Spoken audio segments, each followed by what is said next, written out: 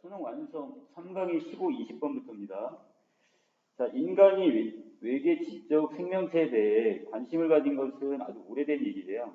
자, 여기서 지금 과학적인 관점에서 접근하기 시작한 것도 지금 몇 세기 전이라고 그랬으니까 상당히 오래됐네요. 자, 그래서 18세기 말 유럽에서는 외계 지적 생명체의 문제를 다룬 과학 서적이 다수 있었고, 그 다음에 19세기 초에서는 유럽인들은 혹시 있을지도 모를 지적 생명체와의 교신까지 시도를 합니다. 자, 20세기를 넘어오면서 이 전파 망원경이 지금 그러니까 이 혁신적인 도구를 통해서 우주 공간 속에 있는 외계 지적 생명체를 체계적으로 탐색하는 작업이 시작이 됩니다. 자, 그리고 18세기 말부터 해가지고 20세기 현재까지 계속 외계 지적 생명체를 지금 찾고자 하는, 자, 이것이 어디 분명히 있다 이렇게 생각을 하는 거겠죠. 자, 그래서 우주에는 은하가 지금 한 1억 1천억 개가 있대요. 그리고 각 은하에는 평균 1천억 개의 별이 있습니다. 자, 그렇다면 우주에는 지금 별, 이게 얼마나 된다고 행성이? 자, 10의 22제곱의 별이 있다는 것은 엄청나게 많은 별들이 있다는 얘기잖아요. 이것은 태양처럼 스스로 빛을 내는 항성의 개수이고, 자, 그 속에 속해 있는 이 지구와 같은 행성의 수는 상상을 초월할 정도로 훨씬 더 많다는 얘기죠. 자, 그래서 여기 있는 항성의 개수가 이 정도고, 거기 행성이 있죠? 이것까지 포함을 하면 엄청나게 많은 별들이 있단 말이야. 그러면 이렇게 많은 행성 중 지구 외에도 지적 생명체가 존재하는 행성이 있을 것이라는 믿음에서 자, 바로 외계 문명에 대한 탐색은 출발을 합니다. 자, 아래로 내려가서 외계 지적 생명체를 탐색하는 프로젝트의 대표적인 사례가 바로 여기는 SETI. 자, 그래서 이 세티를 들 수가 있는데, 자, 세티 프로젝트는 우주 어디엔가 지금 외계 생명체가 보내는 전파 신호를 지구에서 수신을 해서 간접적으로 외계 생명체의 존재를 확인하는 것이 목적입니다. 자, 우리가 지금 전파 신호를 보낸단 말이야. 자, 이걸 그쪽에서 받게 된다면 그쪽에서 어떻게 또 송신을 하겠죠? 자, 이걸 수신해서 간접적으로 외계 생명체의 존재를 확인하는 것이 목적인데, 특히 이 전파 신호를 발신하는 외계 생명체의 경우는 자, 최소한 인간과 비슷하거나 그 지능이 비슷하거나 혹은 더 발전된 지적 수준을 갖고 있다고 우리는 어떻게 예상할 수 있겠죠? 자, 그래서 자, 이 세티 프로그램은 혹시라도 존재할 수 있는 매우 많은 외계 생명체 중에서 자, 바로 극히 일부만을 대상으로 합니다.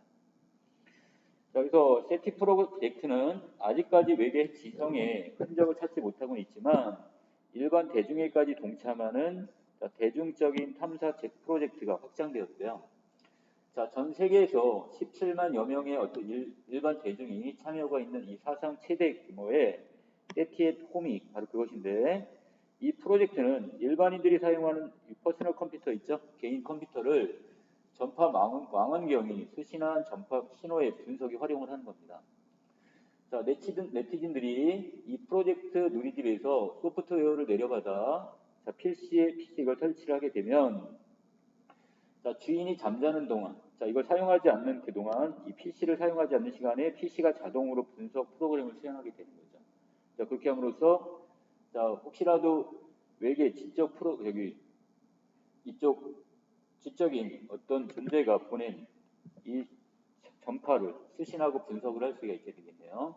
자, 밑으로 갑니다.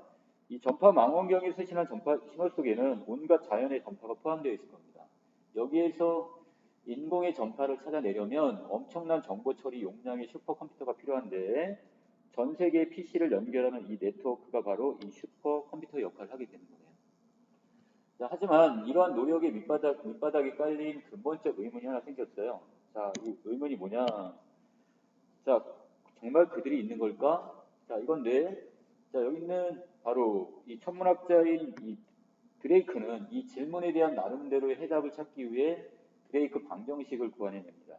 자, 드레이크 방정식이란 이 방정식은 통신 기술을 갖고 있는 자, 고등 문명, 자, 요게 존속 기간과 우리 은하 내에서 생명체 탄생에 적합한 항성의 생성률의 곱, 여기다가 항성이 행성을 가질 수 있는 여기서 확률, 그리고 생명체가 살 수 있는 행성의 수, 그리고 행성의 생명이 자, 탄생할 확률, 그리고 더 나가서 자, 지적 생명체로 진화할 수 있는 확률, 또 존재를 알릴 통신기술을 가질 확률. 자, 이 인자들을 다 어떻게 하는 거예요?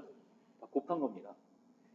자, 드레이크 자신조차 이 방정식에 포함되는 인자들 중 그 어느 것도 정확하게 알지 못한다고 인정할 정도로 불확실성은 상당히 큽니다. 자, 하지만 아무것도 하지 않으면 가능성은 제로가 되겠죠. 자, 그래서 시도는 일단 해봐야겠죠.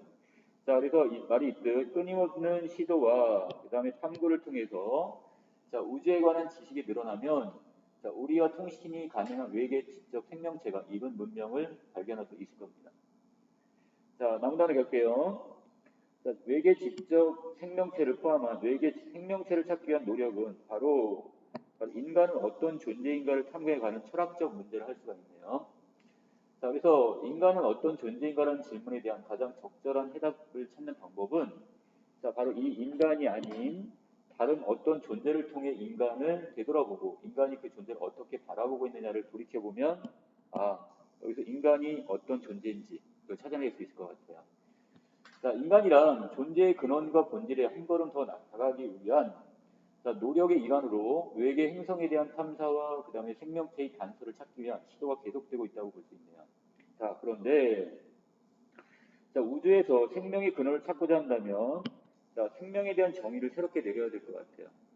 자, 여기서 어떤 것을 생명으로 보고 생명체로 볼까? 이건데 외계 행성에서 우리로서는 상상도 할 수 없는 구조의 생명체를 발견했을 때 발견하고 지나칠 가능성이 있습니다.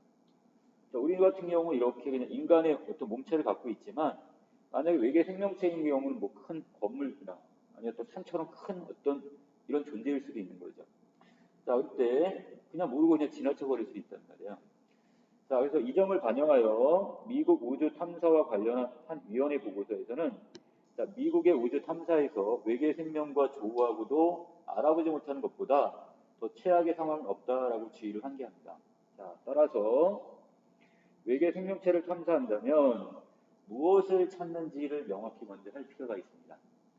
자, 흔히 과학적 이론에 근거하여 자, 생물학적 관점에서 생명체에 대한 정의를 일반적으로 사용합니다. 자, 우리들이 지금 사용하고 있는 건 바로 이 생물학적 관점에서 접근하고 있었단 말이에요. 자, 세포로 구성되어 있고 물질 대사를 하고 자극에 반응을 하고 자, 어떤 항상성을 유지하며 발생, 생장, 생식, 유전, 적응, 진화를 하는 개체를 우리는 생물학적 관점에서 생명체로 정의를 했습니다. 자, 그러나 최근 생명체가 살기 어려운 환경으로 보이던 지역에서 생명체가 발견되기 시작합니다. 자, 물론 이곳은 어딜까요? 지구겠죠? 지구 내에서 분명히 살아있지 못할, 거기 생명이 살지 못할 거라고 생각했던 곳에 생명체가 있단 말이야. 자, 예를 들어서 이 높은 온도나 낮은 온도, 또는 강한 압력, 또는 강한 산성이나 알칼리성 같은 곳, 또 매우 건조한 지역 내지 강한 방사선 따위에서 생존하는 미생물들이 분명히 있단 말이에요. 자, 이것도 하나의 생명체는 마찬가지죠. 결국 이것은 지구 위의 행성에도 지구에서만 해도 이런 생명체들이 발견이 된다면 지구 위의 어떤 행성에서도 이 생명체가 존재할 가능성이 높다는 것을 보여주는 증거가 되겠습니다. 자, 이에 따라 외계 생명체 탐사를 위해서는 생명체에 대한 새로운 정의가 필요하겠네요. 자, 생물학적 관점에서의 정의는 지구 생명체의 한정된 특성을 바탕으로 내려진 정의이기 때문에 자, 여기다 외계 생명체 탐사를 위해 생명체에 대한 보편적 정의를 다시 하려는 시도가 이루어지고 있습니다. 자, 오스트리아의 물리학자 바로 이 슈레딩거는 우주의 보편 법칙인 이 엔트로피의 법칙, 자, 이것을 통해서 생명체를 설명하기도 합니다. 자, 이때 엔트로피 증가의 법칙은 자연 물질이 질서 정연한 상태에서 자발적으로 어떤 상태로 가는 것, 자, 무질서한 상태로 가는 것, 자, 이것을 엔트로피 증가 법칙 이렇게 보고 있습니다. 자, 예를 들어서 우리가 컵에다가 물을 담아 놓으면 안정된 상태가 되겠죠? 근데 우리가 실수로 해갖고 물 컵을 엎질렀어요. 그럼 물은 어떻게 되겠죠? 사방으로 커지겠죠. 그럼 무질서도는 어떻게 되는 거야? 더 커지는 거죠. 그래서 엔트로피가 안정된 상태에서 불안정한 상태, 자, 이렇게 좀 증가하는 것, 무질서도가 커지는 것을 엔트로피 증가 법칙에 기록하면 됩니다.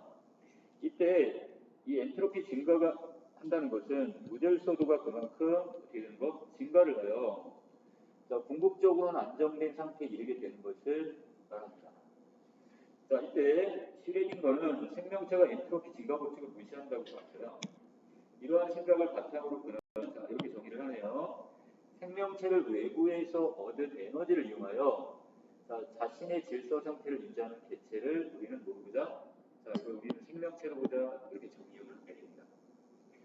자, 이는 생명체가 에너지와 물질의 유출입이 있는 세계에 존재한다는 걸 의미하게 되겠죠. 그래서 외부로부터 에너지를 받아서 자신의 그것을 이용해서 질서 상태를 유지하는 개체, 이걸 생명체로 봤습니다. 자, 생명체에 대한 일관된 정의를 내리는 것은 쉽지 않은 일이에요. 슈레딩거의 정의가 지구뿐만 아니라 광활한 우주에 존재하는 생명체를 모두 포괄할 수 있다고 단정하기는 어렵지만, 자, 우주 속에 생명체에 대한 지속적인 이 탐사와 연구를 통해 자, 이 생명이란 무엇인가에 대한 우리의 이해를 높여나갈 수 있을 겁니다. 자, 여기까지 내용 정리를 마칠게요.